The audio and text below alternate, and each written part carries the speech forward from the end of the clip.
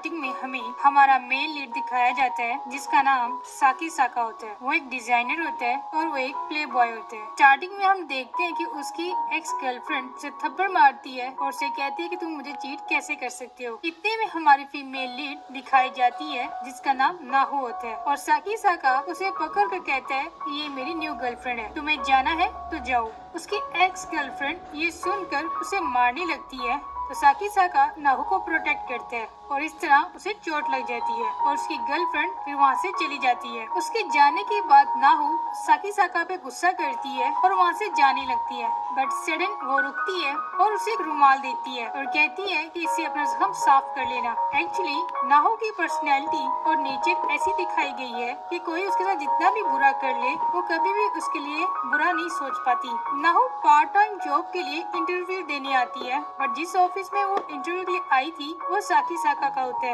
Interview के duration में साकीसाका नाहु को बहुत तंग करता है, बट इन दी एंड उसे जॉब दे देता है। साकीसाका नाहु के साथ ऑफिस में काफी प्रैंक्स किया करता था, उसे ये करते हुए बहुत मजा आता था। ये सब करने में नाहु को भी बुरा नहीं लगता और वो भी इन मोमेंट्स को एंजॉय करती थी। इवन के साकीसाका ने नाहु के टेबल पर ये भी लिखा हुआ था कि नाहु is an idiot. Next scene में हम देखते हैं कि साकीसाका नाहु से उसका ड्रीम पूछता है तो वो बताती है कि उसका सिर्फ एक ही ड्रीम है, एक बड़ी सी कंपनी में उसे एक जॉब मिल जाए जहाँ उसका अपना एक बिजनेस कार्ड भी हो। इतने में नाहु का फ्रेंड शिवाजू वहाँ आता है और नाहु को बताने लगता है कि जिस कंपनी में हम दोनों ने इंटरव्यू देना था वो इंटरव्यू डिले हो गया। ये सुनते ही साकीसाका कहता है कि झूठ बोल रहा है, बिकॉज अगर कोई डेट ऐसी चेंज होती है तो कंपनी की तरफ से नोटिफिकेशन आता है। बट नाहु साकीसाका की कोई भी बात नहीं मानती और शिवाजू पे ट्रस्ट कर लेती है। एक दिन सडन नाहु को कंपनी की तरफ से कॉल आती है और उसे कहा जाता है कि आज इंटरव्यू था तो तुम क्यों नहीं आई।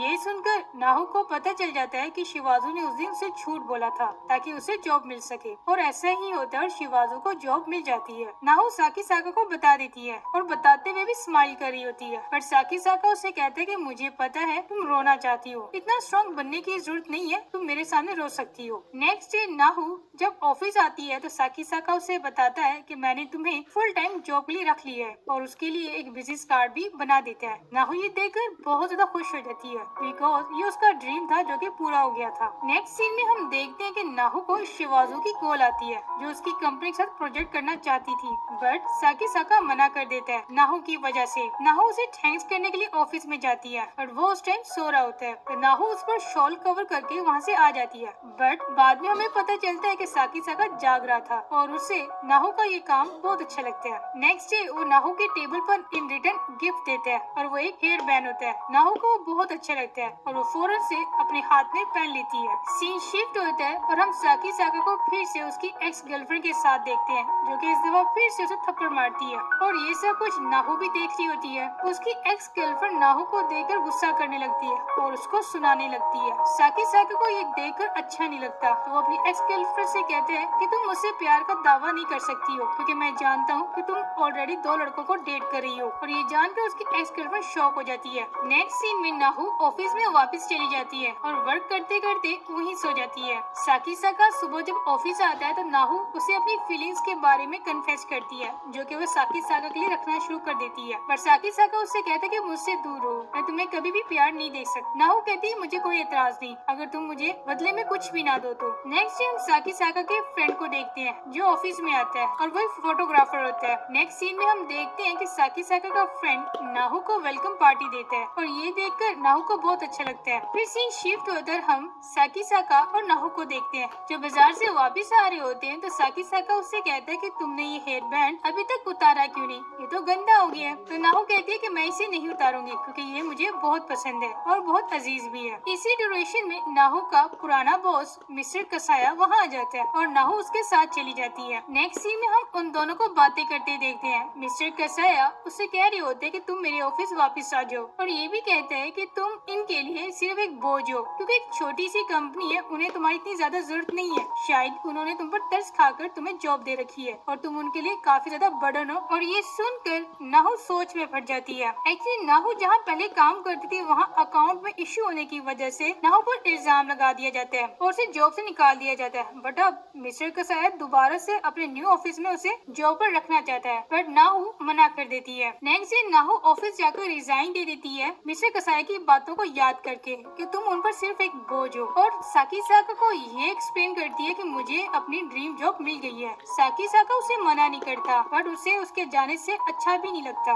नाहु कुछ देर के लिए ब्रेक पर चली जाती है। ब्रेक से जब वो वापस आती है तो उसे पता चलता है कि मिस्टर कसाया वहाँ आया हुआ है। साकीसाका नाहु से पूछता है कि तुमने मुझसे क्यों झूठ बोला कि तुम्हें ड्रीम जॉब मिल गई है, क्योंकि तुमने तो मिस्टर कसाया की ऑफर को रिजेक्ट कर दिया। तो नाहु यहाँ सच बोल देती है कि मुझे लगता है कि मैं आप सबके लिए बोझ हूँ। ये सुनकर वहाँ के सारे फ्रेंड्स उसे यकीन दिलाते हैं कि तुम हमारे लिए कितना इम्पोर्टेंट हो, तुम्हारे बगैर हमारे बहुत से काम अधूरे हैं। ये सुनकर नाहु को बहुत अच्छा लगता है। नाहु फिर मिस्टर कसाया की ऑफर को रिजेक्ट करती है और साकीसाका की कंपनी में जॉब कंटिन्यू करती है, और साकीसाका को ये सुनकर बहुत अच्छा लगता है। नेक्स्ट टाइम से हम देखते हैं कि साकीसाका दोबारा से डिजाइनिंग करना स्टार्ट कर देता है, जो कि उसने काफी अर्से पहले बंद कर दी थी, और उसके सब फ्रेंड्स ये जानकर बहुत हैरान होते हैं। और यहाँ पर हमें पता चलता है कि मिस्टर कसाया साकीसाका को ब्लैकमेल कर रहा है नाहु को लेकर। नेक्स्ट सीन में हम देखते हैं कि नाहु ऑफिस आती है तो साकीसाका को गिरा हुआ देखकर डर जाती है और डॉक्टर को कॉल करने लगती है, पर साकीसाका उसे मना कर देता है और उसे कहता है कि मेरी कमर पर जस्ट एक क्रीम लगा दो, मैं ठीक हो जाऊंगा। साकीसाका नाहु से कहता है कि तुम बहुत काइंड हार्टेड हो, और ये कहकर उसे किस भी कर देता है, बट उसे सडन कुछ याद आता है और वो पीछे हट जाता है और नाहु से भी कहता है कि मुझसे दूर हो, और उसके बालों से हेयर बैंड उतारकर फेंक देता है। वो कहता है कि मैं तुम्हें बिल्कुल भी इंटरेस्टेड नहीं हूँ, मुझे सिर्फ तुम्हारे बाल पसंद है। ये सुनकर नाहु बहुत ज्यादा सैड हो जाती है। नेक्स्ट डे नाहु जब ऑफिस आती है तो साकीसाका देखता है कि उसने अपने बाल कटवा दिए हैं। एक्चुअली उसने ये सब कल की बात की वजह से अपसेट होकर किया था। साकीसाका का फ्रेंड नाहु से कहता है कि तुम उससे दूर ही रहो, क्योंकि अगर तुम उसके करीब जाओगी तुम सिर्फ हर्ट होगी, बट नाहु साकीसाका पर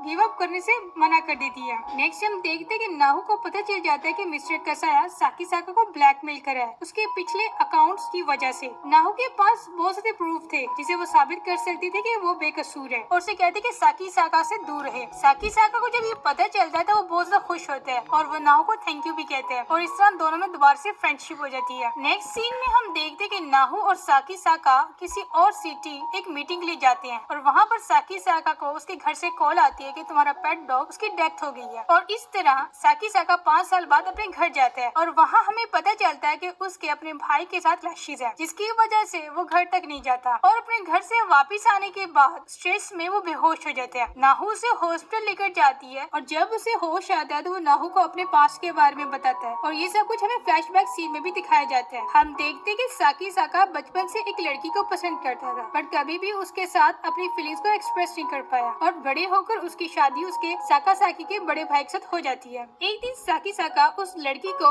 घर की तरफ ला रहा होता है तो रास्ते में उनका कार एक्सीडेंट हो जाता है, और उस एक्सीडेंट में उस लड़की की डेथ हो जाती है और साकीसाका जख्मी हो जाता है, और तब से अब तक साकीसाका उसकी डेथ का जिम्मेदार खुद को तस्वर करता है, और आज तक उसकी डेथ को भुला नहीं पाया होता है, और ना ही किसी गर्ल को अपने करीब आने देता है। और एक और प्रॉब्लम ये भी होती है कि साकासाकी के बड़े भाई को लगता है कि साकीसाका और उसकी वाइफ का आपस में अफेयर होता है। साकीसाका बहुत एक्सप्लेन करता है, बट उसका भाई उस पर ट्रस्ट नहीं करता, जिसकी वजह से वो कभी भी घर वापस नहीं गया। एक रात ऑफिस से घर जाते हुए नाहु साकीसाका को किस कर देती है, और उसके इस एक्शन से साकीसाका बहुत ज्यादा सरप्राइज होता है और शॉक में जाता है, और इस वजह से वो सारी रात सो नहीं पाता है और ऑफिस में नाइट स्पेंड करता है। नेक्स्ट मॉर्निंग जब उसका फ्रेंड ऑफिस आता है तो उसे डाउट हो जाता है कि इन दोनों के दरमियान कुछ ना कुछ हुआ है, और साकीसाका को तंग करने लगता है। ये सुनकर साकीसाका कहता है कि ऐसा कुछ भी नहीं है, और अपने दोस्त से कहता है कि वो किसी के साथ भी नहीं रह सकता, वो सिर्फ अकेला ही ठीक है, और ये सुनकर नाहु को बहुत बुरा लगता है। कुछ डेज बाद हम साकीसाका की सिस्टर को देखते हैं जो कि टोक्यो में ग्राफिक डिजाइनिंग करना चाहती थी, पर उसकी फैमिली उसे सपोर्ट नहीं करती। यहाँ नाहु उसको सपोर्ट करती है और साकीसाका को भी मनाती है। नेक्स्ट हम देखते हैं कि नाहु साकीसाका को कन्विंस करती है कि वो अपने भाई को जाकर सब कुछ बता दे और क्लियर कर दे। वो मान भी जाता है, और जब वो अपने भाई के पास जाता है तो उसे पता चलता है कि उसके भाई दूसरी शादी कर रहा है, और उसकी बात सुने बगैर ही कह देता है कि मैंने तुम्हें माफ किया। ये जानकर साकीसाका को बहुत रिग्रेट होता है कि उसकी वजह से उसकी लाइफ के सबसे इम्पोर्टेंट पर्सन को कोई भी याद करना नहीं चाहता। ये सब कुछ वो नाहु को भी बता देता है और बहुत ज्यादा अपसेट होता है, और नाहु से भी कहता है कि प्लीज मुझसे कोई एक्सपेक्टेशंस मत रखो और मुझसे दूर हो, और उसे बहुत सी न्यू जॉब्स रेकमेंड करते हैं। ये जानकर नाहु बहुत ज्यादा हर्ट हो जाती है और साकीसाका के ऊपर गुस्सा भी करती है। नेक्स्ट डे हम देखते हैं कि साकीसाका को कॉल आती है और पता चलता है कि उसकी सिस्टर का एक्सीडेंट हो गया। वो बहुत ज्यादा डर जाता है और उसे अपनी पास्ट मेमोरीज याद आने लगती हैं, बट नाहु बहुत हिम्मत करके उसे हॉस्पिटल लेकर जाती है। वो अपनी सिस्टर को ठीक देखकर बहुत ज्यादा रिलैक्स फील करते हैं। हॉस्पिटल में सबको लगता है कि नाहु साकीसाका की गर्लफ्रेंड है और उनके लिए एक ही रूम में मैट्रेस इंजेक्शंस लगा देते हैं। नेक्स्ट डे हम पूरी फैमिली को